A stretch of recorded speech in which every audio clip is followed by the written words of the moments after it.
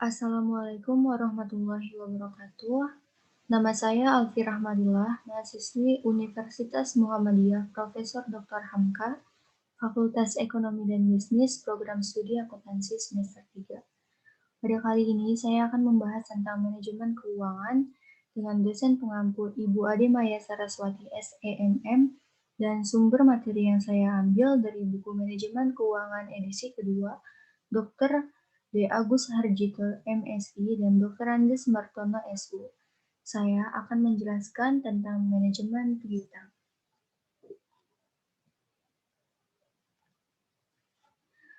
Piutang dagang atau account receivable merupakan tagihan perusahaan kepada pelanggan atau pembeli atau pihak lain yang membeli produk perusahaan. Piutang usaha ini muncul karena adanya penjualan kredit. Piutang ada yang berbentuk wesel atau notes receivable. Wesel ini merupakan kesanggupan membayar dari pembeli kepada penjual sejumlah uang tertentu di masa mendatang. Penjual biasanya lebih suka melakukan penjualan secara tunai karena uang hasil penjualan dapat segera diterima. Tetapi adanya persaingan memaksa perusahaan untuk menjual secara kredit. Besarnya piutang yang ada di perusahaan bagi perusahaan yang menjual produknya secara kredit biasanya mencapai kurang lebih 20% dari nilai aktifanya. Hal ini disebabkan pembeli banyak yang lebih suka membeli secara kredit karena dapat menggunakan uang yang relatif lebih kecil bila dibanding membeli secara tunai. Dengan demikian, kebijakan penjualan kredit oleh perusahaan akan memunculkan dua pos perkiraan dalam neraca. Bagi penjual, penjualan kredit akan menambah pos piutang dan mengurangi persediaan barang. Sedangkan bagi pembeli, maka pembelian kredit akan menambah hutang dagang atau account payable dan menambah persediaannya. Kebijakan penjualan kredit yang akan menimbulkan piutang ini sebenarnya menimbulkan biaya bagi perusahaan. Biaya tersebut antara lain adalah administrasi piutang, biaya modal atas dana yang tertanam dalam piutang, biaya penagihan dan biaya piutang yang mungkin tidak tertagih. Namun demikian, karena kebijakan kredit ini akan meningkatkan penjualan, maka biaya piutang tersebut akan diimbangi oleh meningkatnya penjualan perusahaan. Oleh karena itu, manajemen piutang merupakan pengelolaan piutang agar kebijakan kredit mencapai optimal, yaitu tercapainya keseimbangan antara biaya yang diakibatkan oleh kebijakan kredit dengan manfaat yang diperoleh oleh kebijakan tersebut. Penentuan besarnya piutang. Besarnya investasi pada piutang yang muncul di perusahaan ditentukan oleh dua faktor. Yang pertama, ada besarnya persentase penjualan kredit terhadap penjualan total. Dan yang kedua, ada kebijakan penjualan kredit dan jangka waktu pengumpulan piutang atau jangka waktu penagihan piutang. Kebijakan ini dipengaruhi oleh jangka waktu penjualan kredit, kualitas pelanggan, dan usaha pengumpulan piutang. Cepat lambatnya piutang dapat dikumpulkan juga dipengaruhi oleh kualitas pelanggan, baik kualitas kemampuan perusahaan pelanggan maupun kualitas karakter pelanggan itu sendiri. Penilaian kualitas pelanggan ini dimaksudkan untuk mengurangi risiko kemungkinan piutang tidak tertagih atau bad debt dan memperkecil biaya penagihan piutang. Jika kualitas pelanggan menurun, maka biaya penagihan akan meningkat. Informasi kualitas pelanggan ini dapat diperoleh oleh laporan keuangan, operasi perusahaan, sejarah pengembalian kredit pelanggan, asosiasi pedagang, pesaing, referensi bank, dan sebagainya. Salah satu cara untuk menilai kualitas pelanggan tersebut adalah dengan menggunakan penilaian kredit atau credit scoring.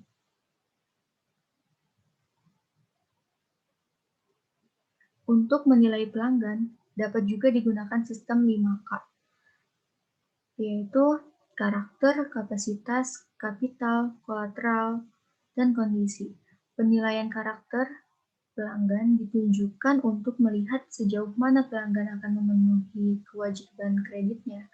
Penilaian ini sangat tergantung pada moral pelanggan sebagai faktor terpenting dalam evaluasi kredit. Kapasitas pelanggan merupakan penilaian yang bersifat subjektif mengenai kemampuan pembayaran piutang. Kemampuan ini dapat dianalisis dari laporan keuangan perusahaan pelanggan yang bersangkutan. Di samping itu, penilaian kapital dan kolateral perusahaan juga dapat dilihat dari laporan keuangan. Dari laporan tersebut akan terlihat kemampuan perusahaan untuk membayar hutang-hutangnya maupun aktiva yang digunakan sebagai jaminan. Penilaian yang terakhir adalah mengenai kondisi perusahaan. Kondisi ini sangat dipengaruhi oleh kondisi perekonomian pada umumnya, yang pada akhirnya akan mempengaruhi keadaan pelanggan. Secara skematis, penentuan besarnya piutang dapat dilihat pada bagian di bawah ini.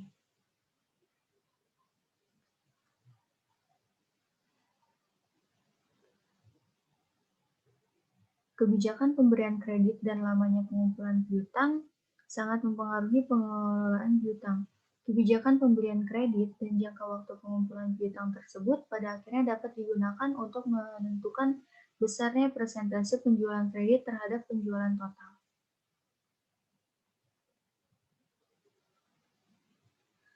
Piutang yang ditimbulkan karena penjualan kredit akan menentukan besarnya tingkat perputaran piutang. Perputaran piutang atau receivable turnover merupakan periode terikatnya piutang sejak terjadinya piutang tersebut sampai piutang tersebut dapat ditagih dalam bentuk uang kas dan akhirnya dapat dibalikan kembali menjadi persediaan dan dijual secara kredit menjadi piutang kembali. Secara skematis, perputaran piutang dapat dilihat pada gambar yang ada di sini.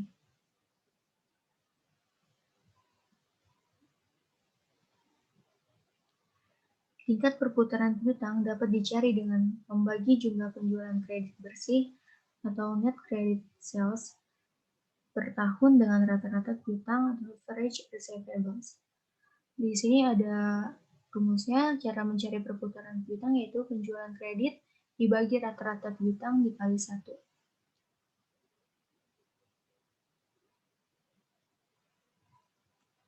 Dengan demikian, tingkat perputaran piutang ini mempunyai efek terhadap besar kecilnya modal yang tertanam dalam piutang. Makin tinggi perputaran piutang, berarti modal yang tertanam dalam investasi makin kecil, karena dana yang tertanam dalam piutang semakin cepat kembali sebagai kas masuk. Kas masuk ini selanjutnya digunakan lagi untuk membeli persediaan barang yang kemudian dijual lagi, dan demikian seterusnya.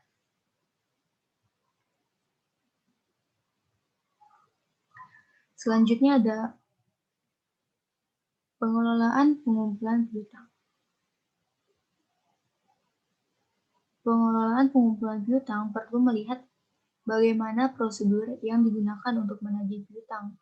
Perjanjian yang tertera pada jual beli juga harus ditetapkan secara jelas dan rinci. Dalam perjanjian tersebut biasanya meliputi tentang jumlah piutang, besarnya diskon, periode diskon, jangka waktu penagihan, dan sanksi yang dikenakan terhadap pembeli dan penjual jika barang yang diperjual belikan tidak sesuai dengan keadaan sebenarnya. Surat teguran atau penagihan dapat diberikan kepada debitur apabila sampai dengan tanggal tertentu debitur belum mengangsur atau melunasi hutangnya. Proses penagihan piutang memerlukan biaya. Besar kecilnya biaya penagihan piutang akan tergantung pada besar kecilnya tagihan dan sifat debitur yang ada pada 5K, yaitu karakter, kapasitas, kolateral, kapital, dan kondisi. Banyaknya kredit yang macet atau piutang tidak tertagih akan menyulitkan kelangsungan usaha perusahaan. Oleh karena itu, perusahaan perlu mengambil sikap tegas agar pengambilan piutang tidak terganggu. Perusahaan perlu memperhatikan keseimbangan antara manfaat dan biaya yang mungkin diderita dalam kebijakan pengumpulan piutang ini. Kebijakan pengumpulan piutang yang dilakukan perusahaan sebenarnya dapat diubah pada periode tertentu. Namun, perubahan kebijakan ini akan membawa implikasi terhadap jumlah penjualan, periode pengumpulan piutang, persentase piutang yang tidak tertagih, laba perusahaan, kebijakan diskon, umur piutang, dan perputaran piutang. Selanjutnya ada pengumpulan piutang untuk penjualan yang tidak berdiskon. Kebijakan kredit yang optimal yaitu keseimbangan antara manfaat yang diperoleh dengan biaya yang dikeluarkan dalam pemberian kredit tergantung pada kondisi masing-masing perusahaan. Untuk itu, perusahaan harus memantau secara teratur jangka waktu pengumpulan piutang dan schedule umur piutang dari masing-masing debitur. Pemantauan ini akan langsung memperlihatkan pola arus kas yang dapat dikelola perusahaan. Tanpa pemantauan yang teratur, kemungkinan besar pola arus kas masuk dari pengumpulan piutang akan kacau. Arus kas dari pengumpulan piutang ini dapat digunakan untuk menganggarkan jumlah aliran kas yang masuk. Dengan anggaran aliran kas masuk, maka perusahaan dapat memperkirakan berapa pengeluaran yang mampu dibiayai oleh perusahaan. Jika dana yang berasal dari penjualan tidak mencukupi, perusahaan juga dapat merencanakan berapa besarnya dana yang harus dipinjam oleh pihak lain atau bank.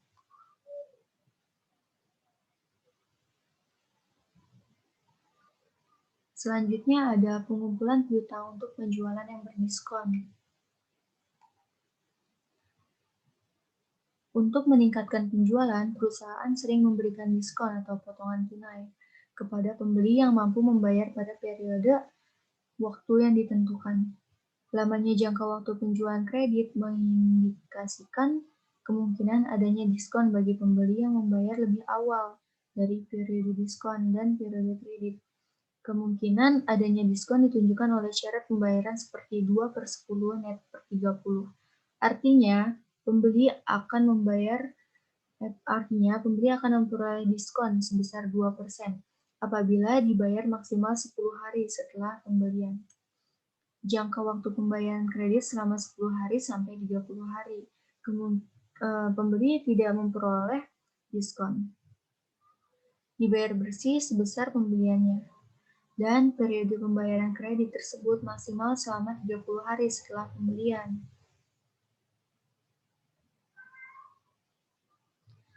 Adanya diskon tersebut menguntungkan bagi penjual dalam dua hal. Yang pertama, penjual dapat memperbanyak pembeli baru yang menganggap bahwa diskon merupakan suatu penurunan harga.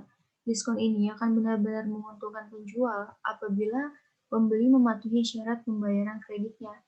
Kedua, diskon akan memperpendek penagihan piutang karena pembeli akan segera membayar hutangnya pada periode diskon yang ditawarkan.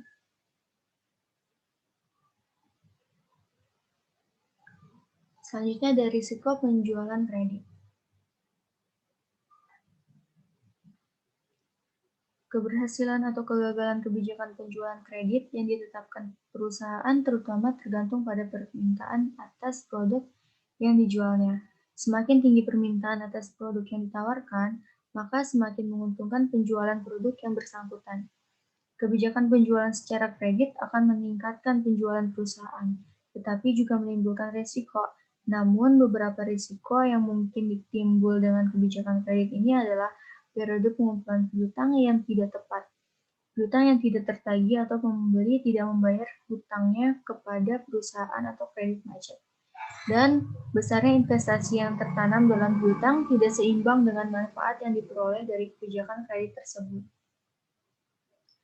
Untuk mengurangi dan memperkecil risiko kredit tersebut, perusahaan dapat menilai calon debitur berdasarkan 5K, yaitu karakter, kapital, kolateral, kapasitas, dan kondisi. Di samping itu, perusahaan juga perlu memperkirakan besarnya risiko yang mungkin akan dialami berdasarkan pengalaman masa lalu dengan menganalisa persentase besarnya piutang yang tidak tertagih dan mengklasifikasikan pelanggan menurut lamanya umur piutang. Dan selanjutnya ada kebijakan penambahan jangka waktu kredit.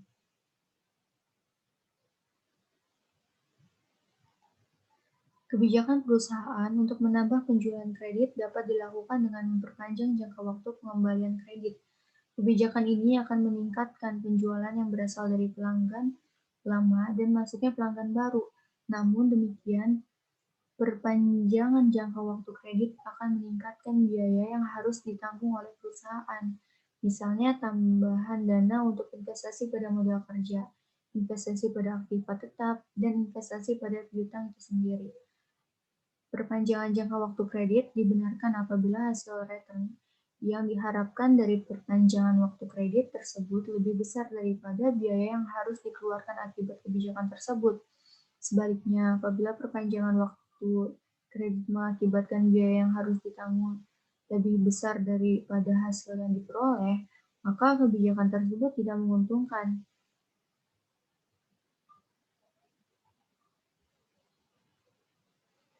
Selanjutnya ada contoh kasus pengumpulan piutang untuk penjualan yang tidak berdiskon. Di sini ada perusahaan ceria melakukan kebijakan kredit atas penjualan barang dagangannya untuk tahun 2014. Perusahaan ini menetapkan penjualan kreditnya sebesar 80% dari total penjualan dengan jangka waktu kredit selama 6 bulan. Dari kredit yang diberikan tersebut, pembeli harus mengangsur hutangnya dengan ketentuan 30% dibayar pada bulan pertama dan kedua, dan sebesar 20% dibayar pada bulan ketiga dan keempat setelah bulan penjualan. Penjualan kredit yang direncanakan selama 6 bulan pertama tahun 2014, ini ada di tabel ini. Pada bulan Januari, penjualan totalnya itu 7 juta, bulan Februari 7 juta, bulan Maret 8 juta, bulan April 8 juta, bulan Mei 10 juta, dan bulan Juni 10 juta. Yang pertama kita harus cari penjualan kreditnya ini. Tadi kan di kebijakan soalnya ini, atau kebijakan perusahaan ini, setiap penjualan kredit itu akan dikenakan 80% ya dari total penjualannya. Jadi, 7 juta dikali 80% yaitu 5.600.000 masuk ke penjualan kredit. Selanjutnya, cara mencari penjualan tunai yaitu penjualan total dikurang penjualan kredit. 7 juta dikurang 5.600.000 yaitu 1.400.000. Dan seterusnya hingga bulan Juni atau bulan pengumpulan piutang. Dari data tersebut, maka dapat dibuat rencana pengumpulan piutang selama 6 bulan tahun 2014 seperti ini. Rencana pengumpulan piutang dari bulan Januari sampai bulan Juni 2014 pada perusahaan ceria yaitu seperti pada tabel ini. Pada bulan Januari, penjualan kreditnya itu kan 5.600.000. Lalu pada bulan Februari, itu masuknya ke bulan pembayaran pertama. Dia kan transaksinya ini terjadi pada transaksi jual belinya ini terjadi pada bulan Januari. Jadi kalau kredit kan bulan berikutnya ya bayarnya. Pada bulan berikutnya itu seperti bulan Februari, Maret, April, dan seterusnya, dia harus membayar sesuai dengan perjanjian di awal. Pada bulan pertama dan kedua harus membayar 30% dari penjualan kreditnya, dan bulan ketiga dan keempat sebesar 20% dari penjualan kreditnya. Pada bulan Februari dan Maret itu 30% dari dari penjualan kreditnya sebesar 5.600.000 dikali 30%, yaitu 1.680.000. Begitupun dengan bulan April dan Mei, dikalikan 20% karena merupakan bulan ketiga dan keempat setelah bulan transaksi jual beli terjadi, yaitu 5.600.000 dikali 20%. Dapatlah hasil 1.120.000. Dan seterusnya untuk penerimaan piutang bulan-bulan selanjutnya, seperti bulan Februari, berarti dia akan membayar bulan Maret, April, Mei, Juni. Pada transaksi bulan Maret, berarti akan membayar bulan April, Mei, Juni, Juli. Itu hitungannya berarti bulan pertama, kedua, ketiga, keempat. Seperti itu. Selanjutnya ada pengumpulan piutang untuk penjualan yang berdiskon. Apabila perusahaan ceria melakukan kebijakan penjualan kredit yang berdiskon syaratnya 5/20, net per 60, Maka untuk tahun 2014, perusahaan menetapkan penjualan kreditnya sebesar 80% dari total penjualan dengan jangka waktu kredit selama 4 bulan. Dari pengalaman penjualan kredit, dengan diskon yang diberikan kepada pembeli, cara pembayarannya adalah sebagai di sini ada 4 cara pembayarannya. Yang pertama yaitu pembeli harus membayar 30% dari tagihan dalam waktu 1 sampai dengan 20 hari setelah bulan penjualan. Yang kedua, pembeli harus membayar 20% dari tagihan dalam waktu 21 sampai dengan 30 hari setelah bulan penjualan. Yang ketiga, pembeli harus membayar 30% dari dalam waktu 31 sampai dengan 60 hari setelah bulan penjualan. Dan yang keempat, pembeli harus membayar 10% dari tagihan waktu 61 sampai dengan 90 hari setelah bulan penjualan. Dari data tersebut, maka dapat dibuat rencana pengumpulan piutang yang telah menghitungkan diskon selama 6 bulan pertama tahun 2014, yaitu seperti ini. Sini ada rencana pengumpulan piutangnya yang tadi. Sekarang kita akan menghitung kalau dia mendapatkan diskon. Pada penjualan kredit bulan Januari itu tadi udah kita hitung dapatlah 5.600.000. Penerimaan piutang bulan Februari ini ada ada 3 kali perhitungan. Yang pertama pada periode diskon 1 sampai 20 hari itu kan peraturan kebijakannya itu 30% ya. Pada 1 sampai 20 hari sebesar 5.600.000 dikali 30%, yaitu 1.680.000. Karena dia membayar kurang dari 20 hari, jadi dia mendapatkan diskon sebesar 5% dari yang harusnya dia bayar pada bulan Februari. Jadi 5% dikali 1.680.000 yaitu 84.000. Sehingga dia hanya membayar 1.596.000. Dan pada bulan Februari ini juga masuk ke periode 21 sampai 30 hari, yaitu dapat membayar 20% dari penjualan kreditnya. 20% dari 5.600.000 yaitu 1.120.000. Nah, jadi jumlah penerimaan piutang pada bulan Februari yaitu 2.716.000. Selanjutnya ada penerimaan piutang bulan Maret. Tadi kan udah ketentuan di soalnya sebelumnya seperti ini ya. 30% pada hari ke-31 sampai dengan 60 hari. Jadi 30% dikali 5.600.000 yaitu 1.680.000. Penerimaan piutang bulan Aprilnya yaitu 10% dari penjualan kredit yaitu 560.000. Sama. Bulan Mei-nya juga dapat 10% dari 5.600.000 yaitu 560.000. Sekian penjelasan dari saya, kurang lebihnya mohon maaf, semoga dapat bermanfaat. Wassalamualaikum warahmatullahi wabarakatuh.